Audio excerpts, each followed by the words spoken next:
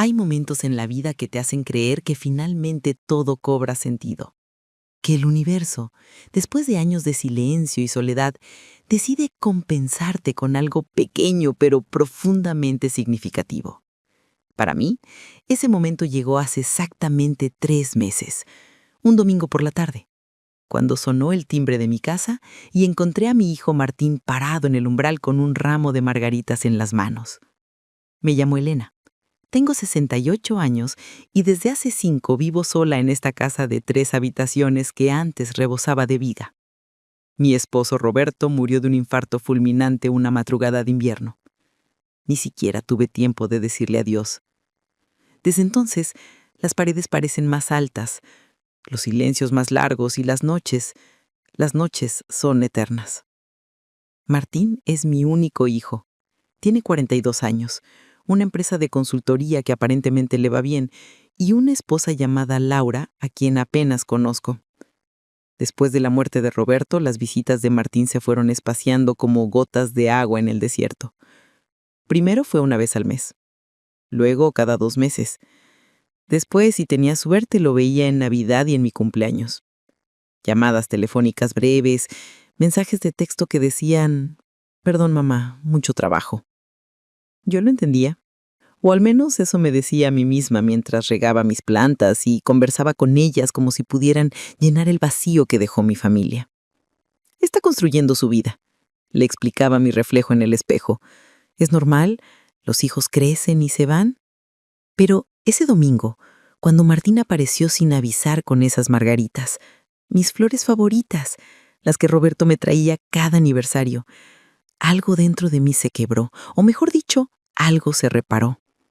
«Hola, mamá, te traje esto. ¿Puedo pasar?» La voz se me atoró en la garganta. Solo pude asentir mientras las lágrimas amenazaban con traicionarme. Él entró, me abrazó y por primera vez en años volví a sentirme madre. «Pensé que podríamos cenar juntos», dijo con esa sonrisa que de niño usaba para conseguir postre extra. «Si no tienes planes, claro». ¿Planes? Mi plan era ver la telenovela de las 8 y comer una sopa recalentada. Esa noche preparé su plato favorito, lasaña con extra de queso, tal como le gustaba cuando era adolescente. Pusimos la mesa del comedor, esa que solo uso en ocasiones especiales. Hablamos de todo y de nada. Él me contó sobre un proyecto importante en su trabajo. Yo le conté sobre las nuevas vecinas y el escándalo en el club de lectura. Reímos. Dios mío, hacía tanto que no reía así. Cuando se fue, cerca de las 11 de la noche, me quedé parada en la puerta viéndolo alejarse en su auto. Esa noche dormí abrazando la almohada de Roberto, pero por primera vez, sin llorar. Lo increíble vino después. El siguiente domingo, Martín volvió. ¿Y el otro? ¿Y el otro? De repente mi hijo se convirtió en una presencia constante. Cada semana religiosamente aparecía con algo. Flores, un pastel de esa panadería que me gusta, una vez hasta trajo vino. Cenábamos, conversábamos, él me preguntaba por mi salud, por mis amigas, por cómo había estado mi semana. Yo florecí. No hay otra palabra para describirlo. Volví a comprar ingredientes frescos, a usar mis buenos platos, a peinarme con esmero los domingos. Mis amigas del club notaron el cambio. «Elena, te ves radiante», me dijo Marta una tarde. «¿Qué te está pasando?» «Mi hijo ha vuelto», respondí y al decirlo sentí que mi corazón se expandía en mi pecho. Finalmente mi hijo ha vuelto a mí. Si hubiera sabido entonces lo que sé ahora, quizá habría prestado más atención a ciertos detalles, a cómo Martín siempre pedía usar mi estudio para hacer llamadas importantes de trabajo, a cómo su mirada se desviaba cuando yo le preguntaba por qué este cambio repentino. Pero estaba demasiado feliz para hacer preguntas, demasiado ciega para ver la verdad. No siempre fui esta mujer solitaria que se emociona hasta las lágrimas por una visita semanal. Hubo un tiempo en que esta casa vibraba con vida, con discusiones sobre qué película ver los viernes, con el olor del café de Roberto cada mañana a las 6 en punto, con las risas de Martín cuando aún vivía con nosotros. Roberto y yo construimos esta vida juntos durante 43 años. Él era ingeniero, yo maestra de primaria. Nada extraordinario, pero era nuestro. Criamos a Martín con amor, sacrificios y la certeza de que estábamos construyendo algo sólido. Cuando Roberto murió, sentí que me arrancaban la mitad del alma. Lo que más me dolió no fue solo perder a mi esposo, fue darme cuenta de que también estaba perdiendo a mi hijo. Al principio lo atribuí al duelo. Martín adoraba a su padre. Pensé que verme le recordaba demasiado a Roberto, que necesitaba espacio para procesar su dolor. Pero los meses se convirtieron en años y el espacio se convirtió en un abismo. Me adapté como pude. Me uní al club de lectura, aprendí a hacer arreglos florales. Las tardes las pasaba en el jardín o viendo programas de cocina. Mis amigas me invitaban a salir, pero siempre mantenía el teléfono cerca, esperando que Martín llamara. Rara vez lo hacía. Así que cuando empezó a visitarme cada domingo, sentí que finalmente la vida me estaba devolviendo algo de lo que me había quitado. Las visitas de Martín seguían un patrón que yo llegué a conocer de memoria y que esperaba con la ansiedad de un adolescente esperando a su primer amor. Llegaba siempre alrededor de las 6 de la tarde. Tocaba el timbre 2 veces. Nunca usaba la llave que aún conservaba de cuando vivía aquí. Yo abría la puerta y allí estaba. Traje casual, sonrisa amplia y siempre, siempre con algo en las manos. Flores, vino o esa caja de chocolates belgas que tanto me gustan. «Hola, mamá», decía besándome la mejilla. «¿Cómo estuvo tu semana?» Pasábamos al comedor donde yo ya tenía todo preparado. La mesa puesta con el mantel de lino blanco, las copas de cristal que fueron regalo de bodas, velas encendidas. Cocinaba durante horas los domingos. Sus platos favoritos, recetas que había perfeccionado durante años de ser madre. La conversación fluía, o al menos eso me parecía entonces. Martín hablaba sobre su empresa de consultoría, sobre clientes difíciles y proyectos importantes. Mencionaba a Laura de pasada, siempre en términos vagos. Laura está bien, ocupada con su trabajo. Nunca la traía. Nunca me invitaba a su casa tampoco. Pero yo no preguntaba. No quería romper este frágil equilibrio que habíamos encontrado. Yo le contaba sobre mis tías, el club de lectura, las vecinas, el nuevo supermercado que abrieron en la esquina. Cosas pequeñas, intrascendentes, pero él asentía y sonreía como si cada palabra fuera fascinante. Después de cenar, alrededor de las 8, Martín siempre decía lo mismo. «Mamá, ¿te molesta si uso tu estudio un momento? Tengo que hacer unas llamadas de trabajo. Ya sabes cómo es esto. Los clientes no descansan ni los domingos». «Por supuesto, hijo. Tómate tu tiempo». Desaparecía en el estudio, la que fue habitación de Roberto, ahora convertida en un espacio que apenas uso, durante media hora, a veces 40 minutos. Yo lavaba los platos, guardaba la comida, preparaba café. Cuando salía, tomábamos café juntos, conversábamos un poco más y cerca de las 10 se despedía con un abrazo largo. «Gracias por la cena, mamá. Estuvo deliciosa como siempre. Vuelve pronto, mi amor. El próximo domingo, sin falta». Y cumplía. Cada domingo, ahí estaba. Ahora entiendo que debía haberme preguntado por qué un hombre con una empresa exitosa necesitaba hacer llamadas de trabajo cada domingo por la noche desde la casa de su madre. Debía haberme preguntado por qué nunca me invitaba a conocer su vida, su hogar, su mundo. Debía haberme preguntado muchas cosas. Pero cuando tienes 68 años y has pasado 5 años conversando principalmente con plantas y amigas que también están solas, no haces preguntas. Simplemente agradeces que alguien te haga sentir que todavía importas. No olvides darle like al video y comenta desde dónde me escuchas. Todo se derrumbó un martes por la tarde. Ni siquiera era domingo, día de nuestras cenas rituales. Fue un martes común y corriente que comenzó como cualquier otro día aburrido de mi vida aburrida. Esa mañana había ido al centro comercial con Marta y Estela, mis amigas del club de lectura. Almorzamos en ese restaurante italiano que nos gusta, caminamos por las tiendas sin comprar nada en particular, solo matando el tiempo como hacen las mujeres de nuestra edad que ya no tienen trabajos ni obligaciones urgentes. Alrededor de las 3 de la tarde me subí a un taxi para regresar a casa. Fue al pagar cuando me di cuenta. Había olvidado mi billetera en la mesa del comedor.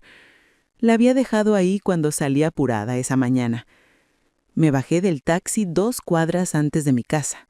No iba a hacerle dar toda la vuelta al pobre conductor. Y caminé el resto del trayecto. Eran casi las 4 cuando puse la llave en la cerradura. La casa debía estar vacía. Siempre estaba vacía a esa hora. Pero al abrir la puerta, escuché algo que me hizo detenerme en seco. Voces, o más bien, una voz. La voz de Martín. Mi primer pensamiento fue de alegría pura. ¡Martín! Había venido a visitarme en un día que no era domingo. Tal vez quería darme una sorpresa.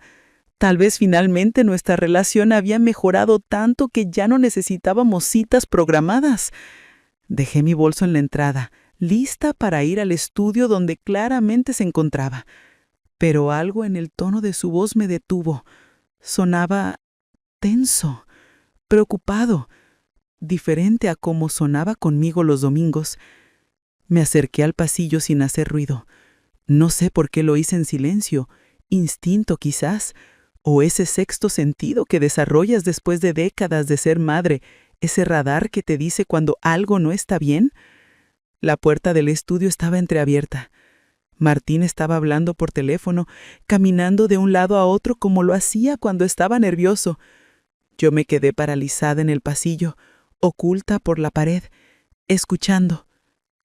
No, Laura, escúchame. Te digo que está todo controlado. Su voz sonaba exasperada, como si esta conversación llevara rato. Solo necesito un mes más, máximo 2. Silencio. Ella debía estar hablando del otro lado. Ya sé que los acreedores están presionando. ¿Crees que no lo sé? Por eso estoy haciendo esto. Hizo una pausa, suspiró profundamente. Mira, te lo voy a explicar una vez más. Mi madre ni siquiera sabe que la casa está a mi nombre. Cuando firmó ese poder legal hace 6 años, después de su operación, le hice transferir la propiedad. Ella nunca leyó los papeles, confió ciegamente en mí. El mundo dejó de girar. Me apoyé contra la pared porque sentí que las piernas no me sostenían. El corazón me latía tan fuerte que pensé que Martín lo escucharía desde el estudio. El tasador viene la próxima semana. Dice que podemos conseguir al menos 400,000 por la casa. Con eso pagamos las deudas, salvamos la empresa y nos queda suficiente para respirar un par de años. Otra pausa. La voz de Laura debía estar diciendo algo porque Martín respondió con irritación. ¿Qué vamos a hacer con ella? Laura, por favor, no seas dramática. Le daremos algo del dinero, suficiente para que alquile un departamento pequeño. Tiene su pensión, puede vivir cómodamente. No es como si la fuéramos a dejar en la calle. Sentí náuseas. Literalmente sentí que iba a vomitar ahí mismo en el pasillo. Los domingos vengo para que no sospeche nada. La voz de Martín se había vuelto fría, calculadora, una voz que nunca le había escuchado. Si de repente aparezco después de años de no visitarla y le digo que necesito vender la casa, va a hacer preguntas. Pero si reconstruyo la relación primero, si me gano su confianza otra vez, cuando llegue el momento será más fácil convencerla de que es lo mejor para ella. Mamá, esta casa es muy grande para ti sola, es peligroso a tu edad. Un departamento pequeño y moderno sería mucho mejor. Cada palabra era una puñalada. Tranquila, amor. Solo un mes más de estas cenas insoportables con sus historias repetitivas y su lasaña empalagosa y tendremos el dinero. Se rió. Cuando la vendamos le diremos que todo fue idea mía, que quería darle una sorpresa mudándola a un lugar mejor. Ella se lo va a tragar, siempre se traga todo lo que le digo. No recuerdo cómo llegué a mi habitación. Solo sé que de repente estaba sentada en el borde de mi cama, temblando, con las manos tapándome la boca para no gritar. Escuché cómo Martín terminaba su llamada, cómo salía del estudio y cómo cerraba la puerta principal al irse. Y yo me quedé ahí, en silencio, mientras mi mundo se hacía pedazos. No sé cuánto tiempo pasé sentada en esa cama. Podría haber sido 1 hora, podrían haber sido 10 minutos. El tiempo perdió todo significado mientras mi cerebro intentaba procesar lo que acababa de escuchar. Mi hijo, el bebé que cargué durante 9 meses, el niño que enseñé a caminar, el adolescente al que apoyé cuando dudaba de sí mismo, el hombre en quien había confiado ciegamente, me había estado mintiendo. No solo mintiendo, me había estado robando. Las manos me temblaban mientras rebuscaba en el cajón de mi mesita de noche.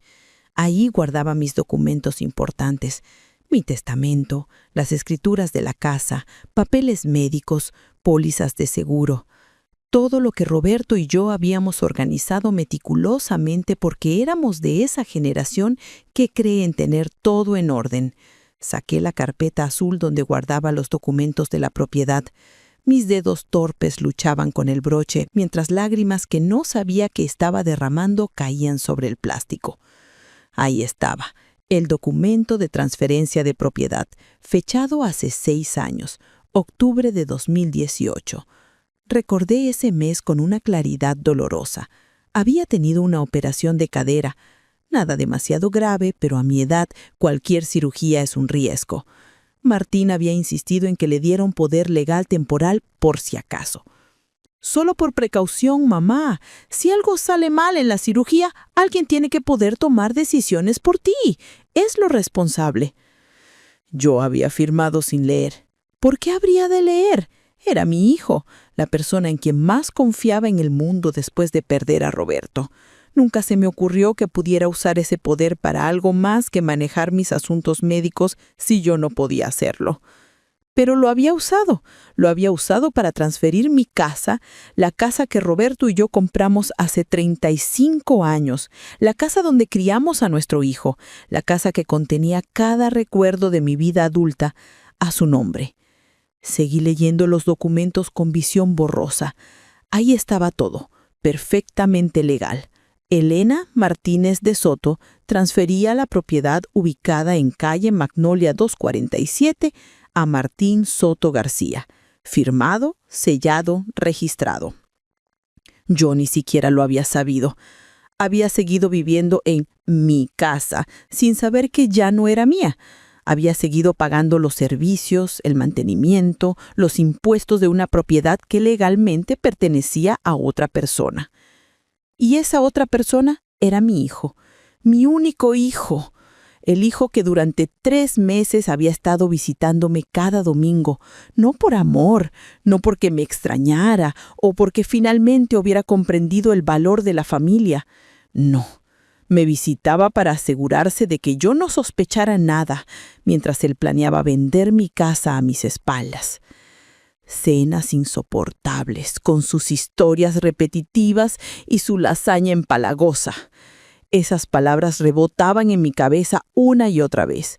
Cada abrazo había sido falso. Cada te quiero, mamá, había sido teatro. Cada sonrisa, pura actuación.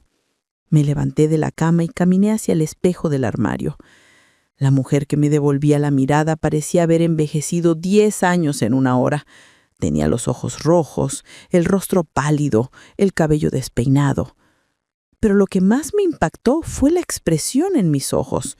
No era solo tristeza o dolor, era algo peor. Era la mirada de alguien que acaba de darse cuenta de que ha sido una completa idiota. ¿Cómo no lo vi venir? ¿Cómo no sospeché nada cuando un hijo que apenas me visitaba 2 veces al año de repente se convertía en visitante semanal? ¿Cómo pude ser tan ingenua, tan desesperada por afecto, que ignoré todas las señales? Las señales habían estado ahí. Martín nunca preguntaba sobre mi salud de verdad, solo de manera superficial. Nunca compartía nada personal sobre su vida. Nunca me invitaba a su casa. Nunca traía a Laura. Las conversaciones eran vacías, genéricas, del tipo que tienes con un conocido casual, no con tu madre. Y esas llamadas telefónicas en el estudio cada domingo. Ahora todo tenía sentido. Probablemente estaba coordinando con Laura, con inmobiliarias, con abogados. Todo bajo mi propio techo, mientras yo lavaba los discos pensando qué afortunada era de tener un hijo tan atento. Me senté nuevamente en la cama, esta vez con los documentos esparcidos a mi alrededor. El sol comenzaba a ponerse afuera, tiñendo mi habitación de tonos naranjas y rojos, colores cálidos para el día más frío de mi vida. Tenía que tomar una decisión. Podía confrontarlo inmediatamente, llamarlo, exigir explicaciones, montar una escena. ¿Pero de qué serviría? Legalmente la casa era suya. Él podría simplemente acelerar el proceso, venderla antes de que yo pudiera hacer algo. ¿Podía quedarme callada? Fingir que no sabía nada, dejar que todo siguiera su curso y terminar en la calle con lo que él decidiera darme de caridad, o podía ser más inteligente que él. Guardé los documentos de vuelta en la carpeta. Me lavé la cara con agua fría. Me peiné. Tomé varias respiraciones profundas como me había enseñado el terapeuta al que fui brevemente después de la muerte de Roberto. Y entonces saqué mi teléfono y busqué un número que no había llamado en años. Doctora Patricia Herrera, abogada especialista en derecho familiar. Había sido amiga cercana de Roberto y mía. Vino a su funeral. Después perdimos el contacto, como pasa con tantas amistades cuando muere el vínculo común. Marqué antes de que me arrepintiera. ¿Diga? Patricia, soy Elena Soto. Necesito que me ayudes con algo urgente. Y por favor, necesito que esto quede entre nosotras. Patricia accedió a verme al día siguiente en su oficina. Colgué el teléfono y me quedé mirando la pantalla. El nombre de Martín en mis contactos, su foto sonriendo, una foto de hace 3 años en mi cumpleaños, una de las pocas veces que vino. Esa noche no dormí, ni un segundo.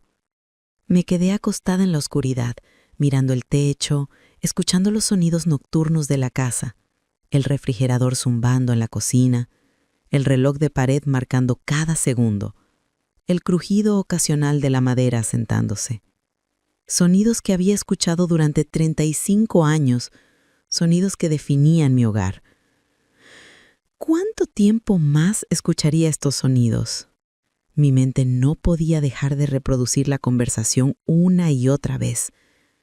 Cada palabra de Martín estaba grabada en mi memoria con una claridad brutal. Cenas insoportables, historias repetitivas, lasaña empalagosa. ¿Realmente era así como me veía? ¿Una vieja aburrida y molesta con quien tenía que fingir afecto para robarle su casa? Pero entonces otra voz en mi cabeza, más pequeña, más desesperada, susurraba dudas. ¿Tal vez malinterpreté? ¿Tal vez escuché mal? ¿Tal vez había contexto que me perdí? Tal vez Martín tiene una explicación razonable. Esta voz sonaba patética incluso para mí misma, pero no podía silenciarla completamente, porque aceptar la verdad significaba aceptar que mi hijo no me amaba, y esa verdad era más de lo que mi corazón podía soportar en una sola noche. Alrededor de las 3 de la madrugada, me levanté y fui a la cocina. Preparé té de manzanilla. Me senté a la mesa del comedor, la misma mesa donde Martín y yo habíamos cenado juntos cada domingo durante 3 meses. Pasé mi mano por la madera. Roberto había comprado esta mesa cuando nos mudamos aquí. Una familia necesita una mesa sólida, había dicho. Comimos miles de cenas aquí. Celebramos cumpleaños, navidades, aniversarios. Martín hizo aquí sus tareas de la escuela. Roberto y yo jugábamos cartas los viernes por la noche en esta mesa. Y ahora mi hijo quería venderla, vender todo. Las lágrimas comenzaron otra vez, silenciosas, cayendo en mi taza de té. ¿Qué había hecho mal como madre? ¿En qué momento Martín se había convertido en alguien capaz de esto? ¿O siempre había sido así y yo había estado demasiado ciega de amor maternal para verlo? Recordé cuando tenía 6 años y rompió el jarrón favorito de Roberto jugando pelota en la sala. Lloró durante horas, aterrorizado de decirle a su padre: «Lo siento, mamá, no quería, fue un accidente». Lo había defendido, había convencido a Roberto de no castigarlo demasiado severamente. Es un niño, fue sin querer. ¿Dónde estaba ese niño arrepentido ahora? ¿En qué momento el remordimiento se convirtió en calculada manipulación? Cuando amaneció, yo seguía sentada en esa mesa, rodeada de recuerdos y traiciones, esperando que llegaran las 9 para ir a ver a Patricia. Necesitaba saber exactamente qué tan jodida estaba. La oficina de Patricia estaba en el centro, en un edificio antiguo con ascensores lentos y pasillos que olían a papel viejo y café. Llegué 15 minutos antes de mi cita. Me senté en la sala de espera tratando de controlar el temblor de mis manos. Cuando finalmente me hizo pasar, Patricia me recibió con un abrazo largo. Ella también había envejecido. Tenía más canas, más arrugas alrededor de los ojos, pero seguía siendo la misma mujer directa y competente que Roberto había admirado tanto. «Elena, cuéntame todo». Y se lo conté, cada detalle. Las visitas de Martín, la conversación que escuché, el poder legal, la transferencia de propiedad. Mi voz se quebraba constantemente, pero logré terminar toda la historia. Patricia tomó notas mientras hablaba. Su expresión profesional, pero con destellos de indignación que aparecían cada vez que yo mencionaba algo particularmente cruel que Martín había dicho. Cuando terminé, ella dejó su pluma y me miró directamente a los ojos. «Elena, necesito que entiendas algo antes de continuar. Lo que voy a decirte no va a ser fácil de escuchar». Asentí, preparándome para lo peor. Legalmente, si Martín utilizó un poder legal válido para transferir la propiedad, y si esa transferencia se hizo correctamente y se registró, entonces la casa es legalmente suya. Tú no tienes derecho sobre ella. Las palabras cayeron como piedras en mi estómago, aunque ya lo sabía. Escucharlo dicho por una abogada lo hacía terriblemente real. «¿Y no hay nada que pueda hacer?» Mi voz sonaba pequeña, derrotada. «Dame unos días para revisar los documentos con cuidado», dijo Patricia. «¿El poder legal que firmaste especificaba exactamente qué podía hacer Martín con él?» Negué con la cabeza. «No lo sé, no lo leí, solo firmé donde me dijo que firmara». Patricia suspiró, pero no me juzgó. «Tráeme todos los documentos. El poder legal original, la escritura de transferencia, cualquier cosa relacionada con la propiedad. Voy a revisarlos línea por línea. A veces estos poderes tienen limitaciones específicas. Si el poder era solo para decisiones médicas y Martín lo usó para transferir propiedad, eso podría ser fraude». Por primera vez desde el día anterior sentí una chispa diminuta de esperanza. «¿De verdad?» «No te hagas ilusiones todavía», advirtió Patricia, «pero voy a buscar cada posible ángulo legal. También necesito que me des permiso para hacer algunas llamadas discretas. Quiero saber si Martín ya contactó inmobiliarias, si hay algo en proceso. Haz lo que tengas que hacer». Me fui de su oficina con una tarea clara: recopilar todos los documentos y traérselos esa misma tarde. Patricia no me cobró por la consulta. Roberto era como un hermano para mí. Si su hijo está haciendo esto, voy a hacer todo lo posible para protegerte. Los siguientes 3 días fueron de una agonía diferente. Patricia investigaba mientras yo intentaba mantener mi vida normal. Fui al club de lectura, regué mis plantas, hice las compras. Mecánicamente, como un robot. El domingo llegó, el día de la visita semanal de Martín. Estuve tentada de cancelar, de decirle que estaba enferma, cualquier excusa.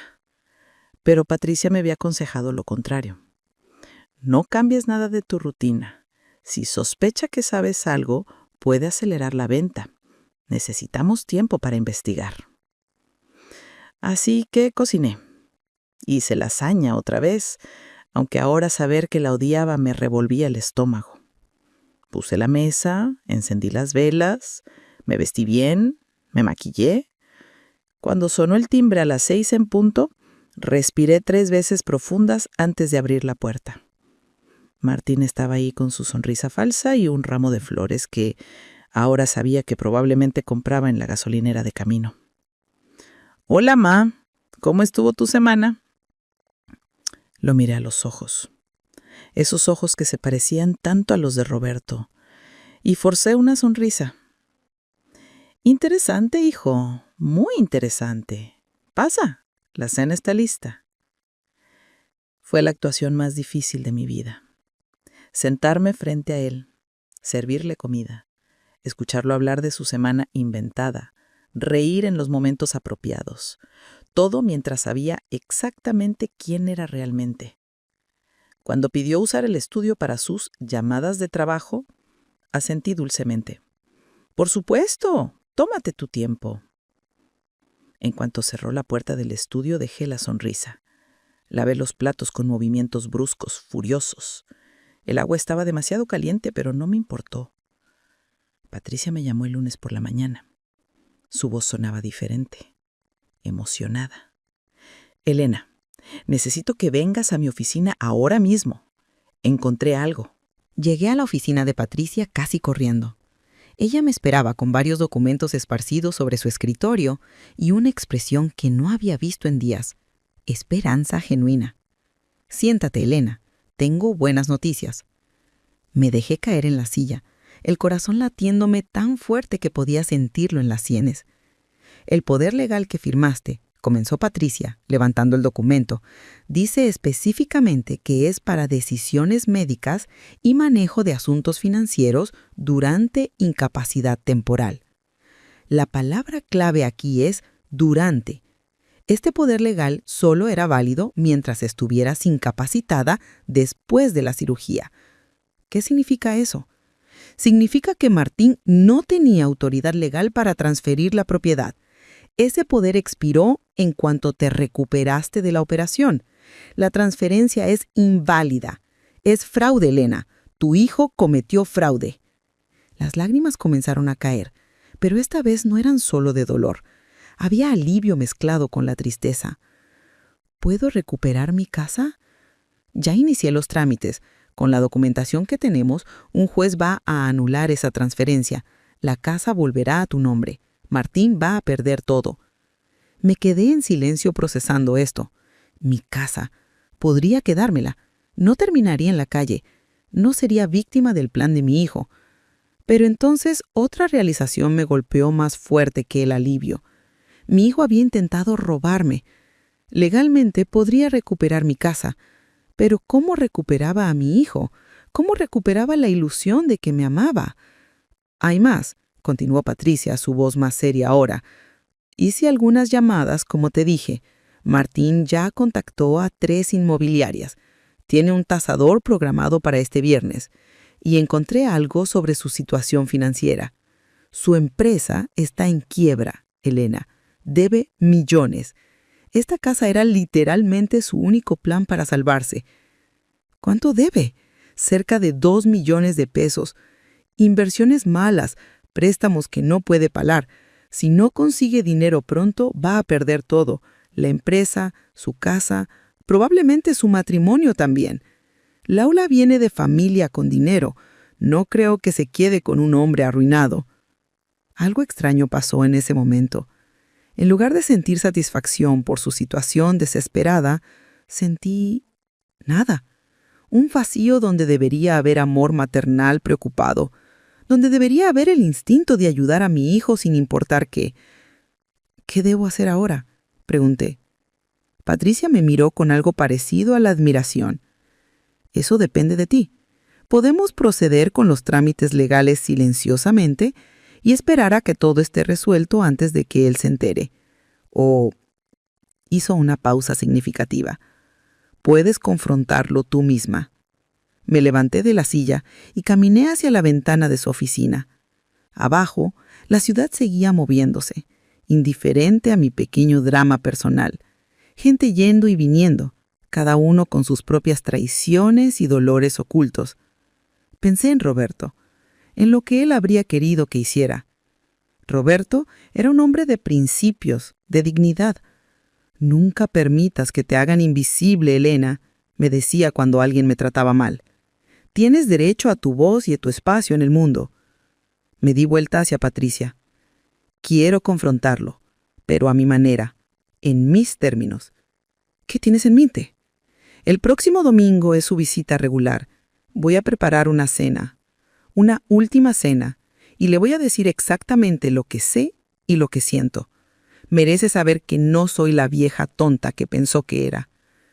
Patricia asintió lentamente. ¿Estás segura? Podría ponerse feo. Ya está feo, respondí. Al menos de esta manera recuperaré algo de dignidad. Los días hasta el domingo se arrastraron como años. Cada hora que pasaba mi determinación crecía. Ya no era la mujer destrozada que había escuchado esa conversación telefónica. Era alguien diferente, alguien más fuerte, alguien que Roberto hubiera reconocido. El sábado limpié la casa de arriba a abajo. No porque Martín lo mereciera, sino porque yo lo merecía. Esto iba a suceder en mi territorio, en mi casa, que pronto volvería a ser legalmente mía, en mis términos. El domingo por la mañana cociné. Hice lasaña otra vez, con extra de queso, exactamente como le gustaba, o como fingía que le gustaba. La ironía no se me escapaba. Puse la mesa con especial cuidado. El mantel de lino blanco, las copas de cristal, las velas, todo perfecto como siempre. Pero esta vez agregué algo diferente.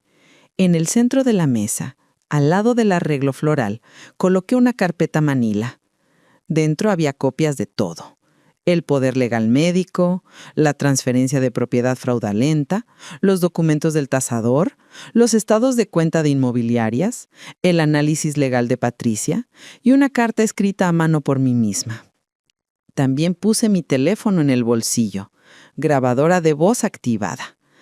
Patricia me había sugerido documentar la conversación. Por si acaso, había dicho. Me vestí con cuidado. Un vestido azul que Roberto me había regalado años atrás.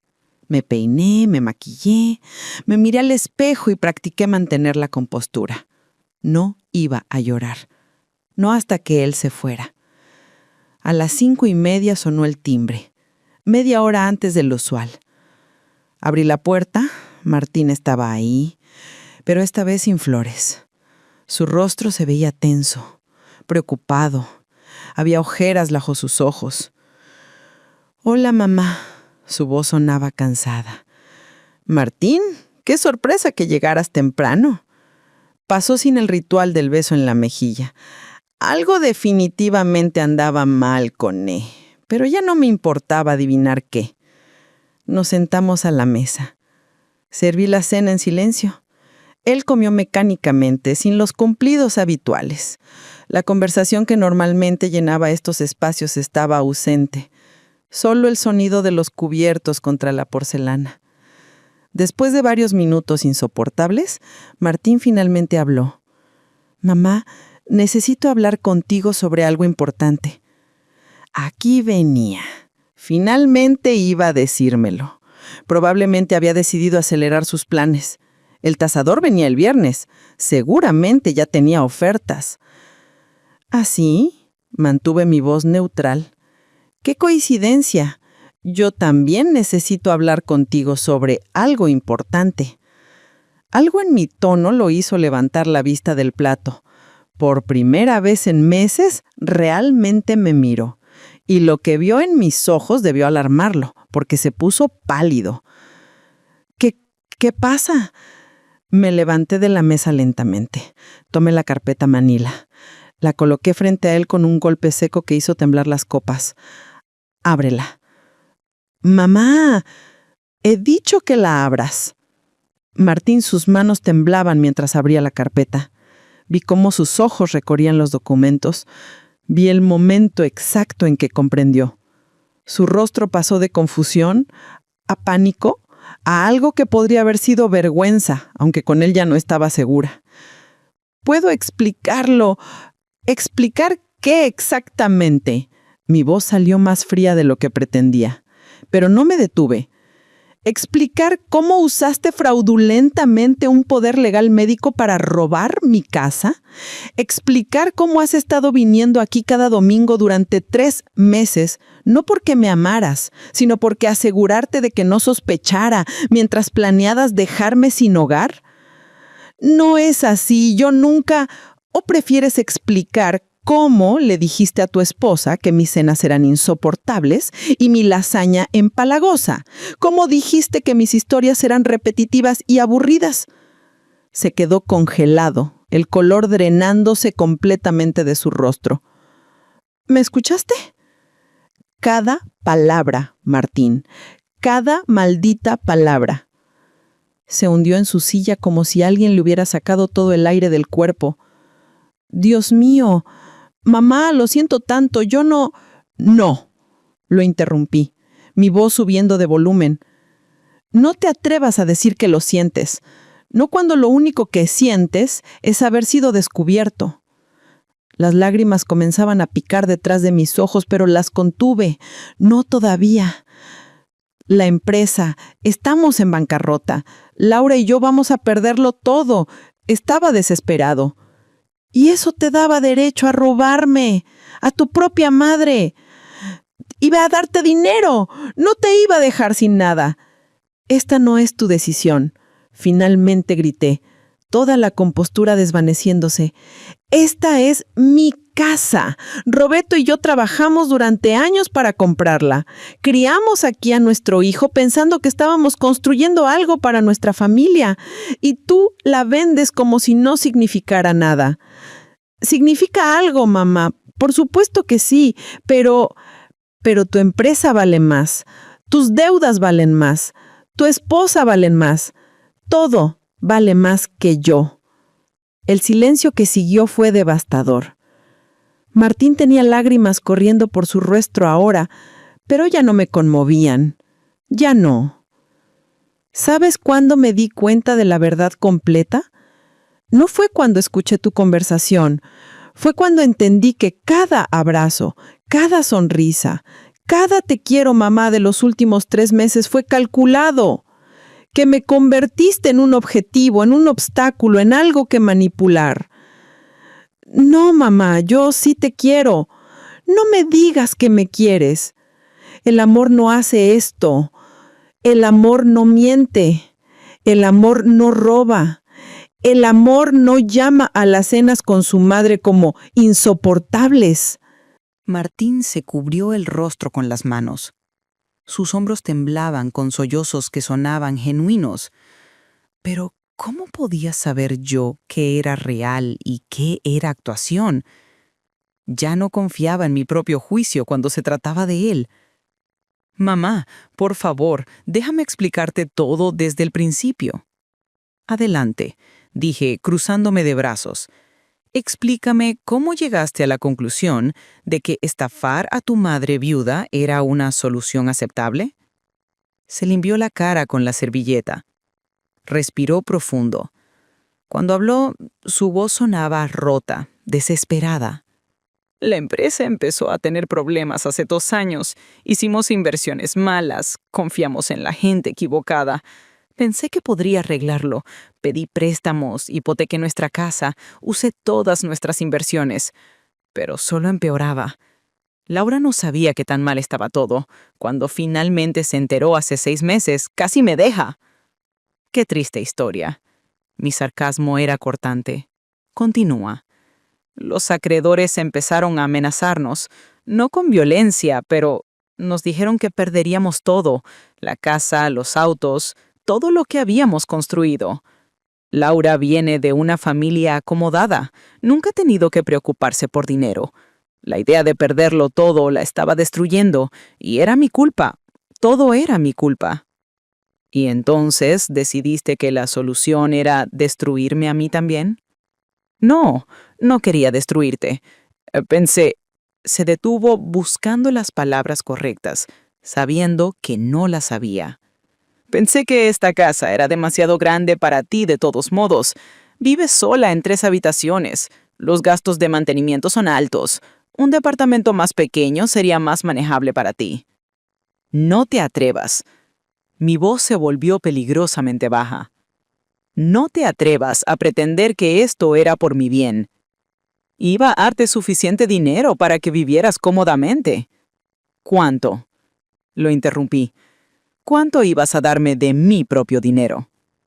Se quedó callado. Responde, Martín. Si la casa vale 400,000 según tu tasador, ¿cuánto de eso era para mí? 50,000, susurró finalmente. Pensé que con tu pensión y 50,000 podrías... ¿50,000? No podía creer lo que estaba escuchando. ¿Me ibas a dar el 12% de lo que vale mi casa y esperabas que te lo agradeciera? ¿Es más de lo que necesitas para un lugar pequeño? Yo no quiero un lugar pequeño. Quiero mi casa, la casa que tu padre y yo compramos, la casa donde están todos mis recuerdos. Los recuerdos no pagan deudas, mamá. Finalmente explotó él también. Estás viviendo en el pasado. Papá está muerto. Esta casa es solo un edificio lleno de cosas viejas que nadie necesita. El silencio que siguió fue absoluto. Podía escuchar mi propia respiración, entrecortada y dolorosa. Martín pareció darse cuenta inmediatamente de lo que había dicho. El horror cruzó su rostro. No quise decir eso. Mamá, lo siento. Sí quisiste, dije en voz baja. Finalmente dijiste lo que realmente piensas, que soy una vieja patética aferrada a recuerdos de un hombre muerto, que mi vida, mis sentimientos, mi hogar, nada de eso importa comparado con tus problemas. No es así. ¿Sabes qué es lo peor de todo esto, Martín? Las lágrimas fluían libremente ahora, pero mi voz se mantenía firme. No es que intentaras robarme, no es siquiera que me mintieras durante meses. Lo peor es que me hiciste creer que finalmente te importabas, que después de años de sentirme invisible para ti, finalmente me veías, me diste esperanza, y luego me quitaste hasta eso. Sí me importas. No. Si te importara, habrías venido a mí honestamente. Habrías dicho, mamá, estoy en problemas. ¿Hay alguna forma en que puedas ayudarme? ¿Y sabes qué, Martín? Probablemente te habría ayudado, porque así de estúpida soy, así de desesperada estaba por sentirme necesitada para mi hijo. Él sollozaba abiertamente ahora. ¿Me habrías ayudado? ¿De verdad? Ya no importa, ¿verdad? Porque nunca me diste esa opción. Elegiste el engaño. Elegiste la manipulación. Elegiste tratarme como un obstáculo en lugar de como tu madre. Me levanté de la mesa. Mis piernas temblaban, pero me mantuve de pie. Quiero que sepas algo, Martín. La transferencia de propiedad fue ilegal. El poder legal que usaste no te daba autoridad para transferir bienes raíces. Mi abogada ya inició los trámites. La casa volverá a mi nombre. No vas a obtener ni un centavo de ella. El pánico reemplazó el remordimiento en su rostro. No puedes hacer eso, mamá. Por favor, si haces eso, voy a perderlo todo. Ya lo perdiste todo. Perdiste a tu madre. Perdiste su confianza. Perdiste su amor. El dinero era lo único que te importaba y eso también lo perdiste. Por favor. Se arrodilló frente a mí, algo que nunca había hecho ni cuando era niño. Por favor, mamá, Laura me va a dejar. Voy a terminar sin nada. Bienvenido a mi mundo. Así es exactamente como me ibas a dejar tú. Te lo voy a compensar. Dame una oportunidad. Puedo arreglarlo. ¿Cómo? ¿Cómo arreglas 3 meses de mentiras calculadas? ¿Cómo arreglas haberle dicho a tu esposa que las cenas con tu madre eran insoportables? ¿Cómo arreglas haber planificado dejarme sin hogar? No tenía respuesta. Solo lloraba, arrodillado en el piso de mi comedor, en la casa que había intentado robarme. Y por primera vez desde que todo esto comenzó, sentí algo peor que tristeza o rabia. Sentí lástima por él. No la lástima amorosa de una madre por su hijo, sino la lástima que sientes por un extraño que tomó malas decisiones y ahora enfrenta las consecuencias. Levántate, Martín, dije cansadamente. No te voy a ayudar, no te voy a perdonar, y no quiero verte mucho tiempo. ¿Cuánto tiempo? No lo sé, más bien nunca. Se levantó tambaleando, se limpió la cara. Nos miramos a los ojos por un largo momento. Traté de encontrar en su rostro algo del niño que había criado, del hombre que pensé que era, pero solo vi a un extraño desesperado que casualmente compartía mis genes. ¿Puedo decir algo?, preguntó con voz quebrada. Pensé en ello. Pensé en todas las palabras que podría creer de escuchar. Soy un imbécil. No sé por qué lo hice. Pero todas esas palabras estaban vacías ahora. Nada de lo que dijera podría reparar lo que había roto. No, respondí finalmente. No hay nada que puedas decir. Ahora vete, y esta vez no vuelvas. Martín tomó su chaqueta de la silla, caminó hacia la puerta como un hombre caminando hacia su ejecución. En el umbral se detuvo una última vez. Para lo que vale, nunca quise lastimarte. Pero lo hiciste, y esa es la única verdad que importa. Cerró la puerta tras él. Escuché sus pasos alejándose. Escuché su auto encenderse y partir. Y entonces, finalmente sola, me permití derrumbarme. Me senté en el suelo de mi comedor, rodeada de los restos de nuestra última cena, y lloré. Lloré por el hijo que creí tener y que nunca existió. Lloré por los años de soledad que traté de llenar con la ilusión de su amor. Lloré por Roberto, que no tuvo nada que ver en lo que se convirtió en nuestro hijo. Pero también, en algún lugar profundo en ese dolor, sentí algo más. Sentí alivio. La verdad, por dolorosa que fuera, era mejor que vivir en el engaño. Y por primera vez en años, sentí algo parecido a la fuerza. Me había enfrentado a mi hijo, había dicho mi verdad, había recuperado mi dignidad, y eso al menos era mío. Nadie podía quitármelo. La primavera llegó trayendo consigo cambios que nunca imaginé. No los cambios que Martín había planeado para mí, un departamento pequeño comprado con migajas de mi propia casa, sino cambios que yo elegí, en mis propios términos. Patricia había trabajado rápidamente. En menos de 6 semanas, la transferencia fraudulenta fue anulada. La casa volvió a estar legalmente a mi nombre. Martín no apeló la decisión. No tenía con qué pagar abogados de todas formas. Según supe por Patricia, porque yo no hablaba con él, su empresa había quebrado oficialmente 2 semanas después de nuestra confrontación. Laura lo dejó 3 días después de eso, llevándose todo lo que pudo cargar en su Mercedes. ¿Debería haber sentido satisfacción? Algo de justicia poética en su caída, pero solo sentí vacío. El hijo que perdí no era el hombre arruinado que enfrentaba las consecuencias de sus acciones. Era el niño de 6 años que lloraba por romper un jarrón. Era el adolescente que me abrazaba antes de irse a la universidad. Era la ilusión de quien creí que sería. Ese hijo estaba muerto. Tal vez nunca había existido. Las primeras semanas después de esa cena fueron las más difíciles de mi vida. Peor incluso que después de la muerte de Roberto. Al menos cuando Roberto murió, pude llorar sin culpa, sin cuestionarme, sin preguntarme qué había hecho mal. Pero perder a un hijo a la traición te hace cuestionar todo. ¿Qué tipo de madre cría a alguien capaz de esto? ¿Dónde fallé? Marta y Estela fueron mi salvación. Cuando finalmente les conté todo, No podía seguir fingiendo que estaba bien. No me juzgaron. No intentaron convencerme de perdonarlo porque es familia. Simplemente estuvieron ahí. La familia no es una excusa para el abuso, dijo Marta con esa sabiduría práctica que solo viene con 70 años de vida. Y lo que te hizo fue abuso, Elena. Abuso emocional, financiero, todo. Tenía razón. Finalmente pude nombrarlo por lo que era. Pero también llegué a otra conclusión. No quería seguir viviendo en esta casa grande.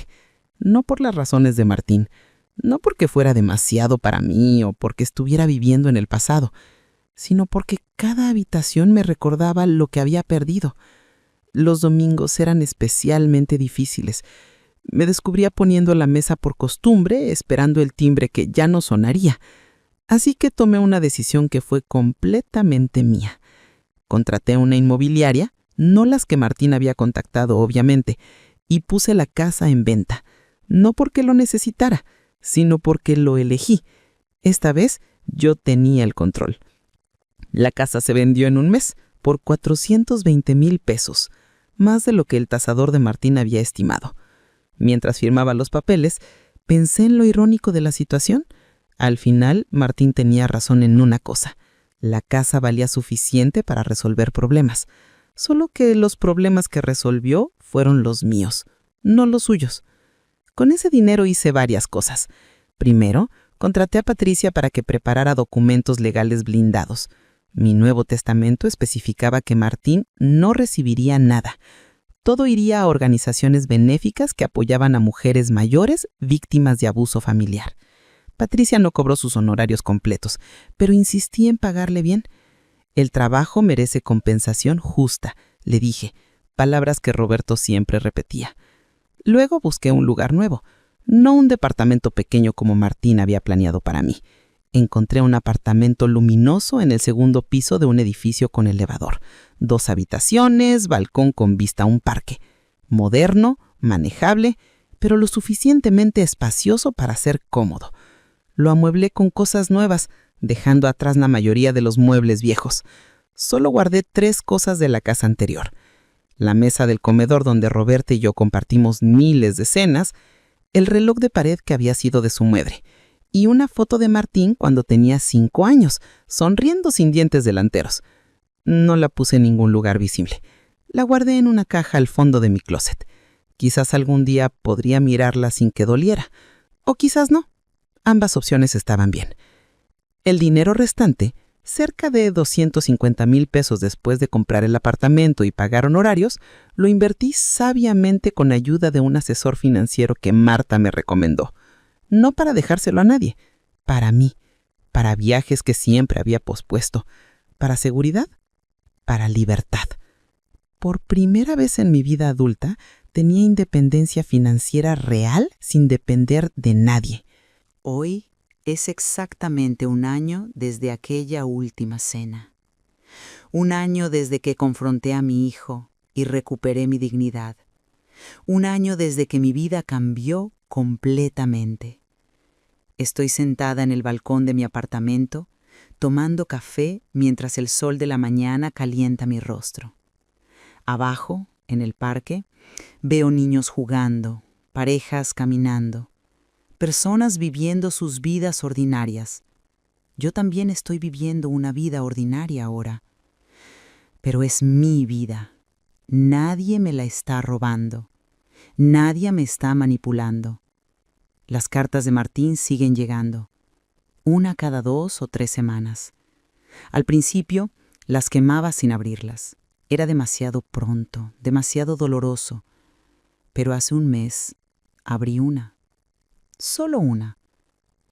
Decía lo que esperaba que dijera, cuánto lo sentía, cuánto me extrañaba, cómo había tocado fondo. Perdió su casa, vive ahora en un apartamento pequeño, trabaja como consultor freelance, apenas ganando para sobrevivir. Cómo finalmente entendía lo que me había hecho, cómo daría cualquier cosa por una oportunidad de compensarlo. Decía que había empezado terapia, que estaba trabajando en sí mismo, que esperaba que algún día, tal vez, yo pudiera considerar verlo otra vez. Leí la carta 2 veces, luego la guardé en el mismo cajón donde está su foto de niño. No la quemé esta vez, pero tampoco respondí. Tal vez algún día lo haré, o tal vez no. He aprendido que no tengo que decidir eso ahora. No le debo a nadie, ni siquiera a mi hijo, perdón inmediato o reconciliación forzada. El perdón, si llega, será en mi propio tiempo. Y si no llega, también está bien, porque he aprendido algo fundamental en este año. El amor verdadero no necesita documentos legales ni propiedades. No requiere manipulación ni mentiras. El amor verdadero es honesto, incluso cuando duele. Es respetuoso, incluso en el desacuerdo. Es generoso sin esperar nada a cambio. Y lo que Martín sentía por mí, si sentía algo, nunca fue amor verdadero. Era conveniencia, era interés propio disfrazado de afecto filial. Mi vida ahora está llena de momentos pequeños, pero genuinos. Marta, Estela y yo viajamos a la playa el mes pasado. Nos quedamos en un hotel modesto, caminamos por la arena, reímos hasta que nos dolió el estómago. Nadie quería nada de mí, excepto mi compañía. Me uní a una clase de pintura. Resulta que soy terrible para ello, pero no importa.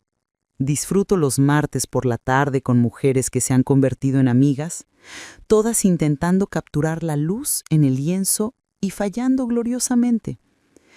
Los domingos ya no son días de ansiedad esperando el timbre. Ahora son días de paz.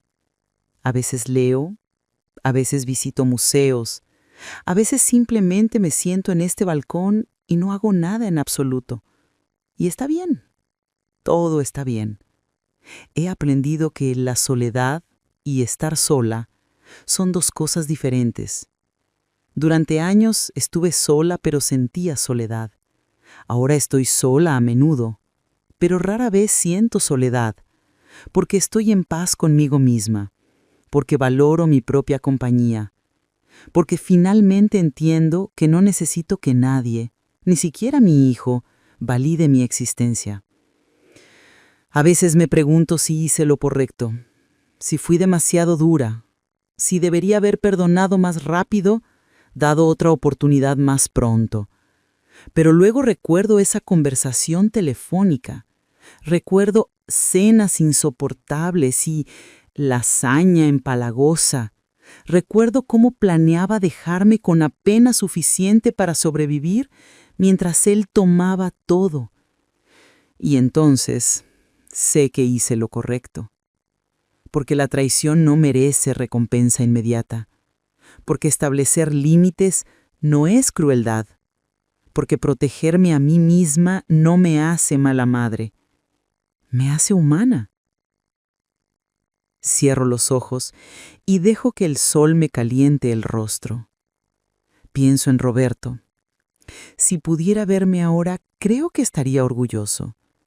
No por haber castigado a nuestro hijo, sino por haberme defendido, por haberme negado a ser invisible, por haber elegido mi propia dignidad sobre la comodidad de la ilusión. La traición duele menos cuando descubres que eres más fuerte de lo que creías.